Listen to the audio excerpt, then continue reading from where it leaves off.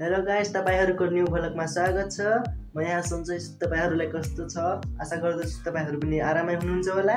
आज चाहिँ म जान लाग्छु घर जान लाग्छु गाइस। भिडियोको अन्तिमसम्म बन्नु होला, निकै रमाइलो हुनेछ। आज म लास्टै खुसी छु गाइस। यहाँ देख्न सक्नुहुन्छ मलाई भ्लग बनाउनलाई हेर्नलाई गाइस। तर नि भन्छु भ्लग बनाउने बेला लास्टै बेजोर हुन्छ नि गाइस। गाइस अब चाहिँ म चाहिँ खाना खान्छु। तरकारी सेमेरा आलु पाकेको छ, भात छ, चाहिँ म खाना खान्छु।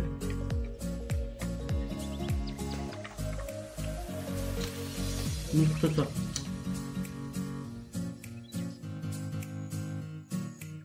गाइस म चाहिँ खाना खाल्यो, भाँडा माझेर पानी आइयो। अब म चाहिँ भिडियो एडिट गर्छु। मेरो घर जाने चाहिँ 3:30 बजेतिर जान्छु होला।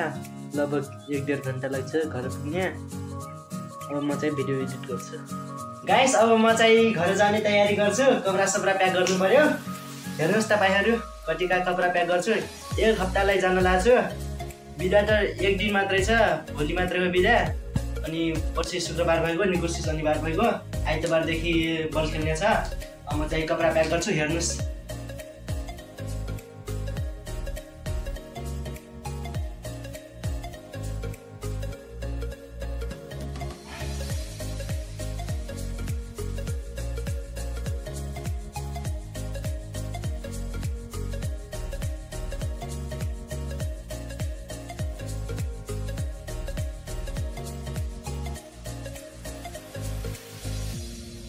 गाइस म चाहिँ रेडी भइगयो। अब जाने हो घर।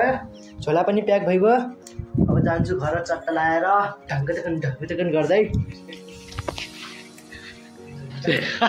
गाइस हामी चाहिँ गाउँको रोडमा पुग्यौँ। पिस भइया रहेछ।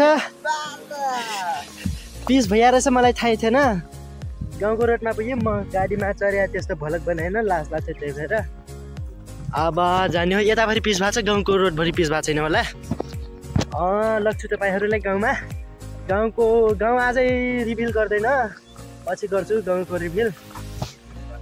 गाइस म चाहिँ घर पुगेँ। अब आजलाई यति नै। अब भोलि भेटौँला। By by.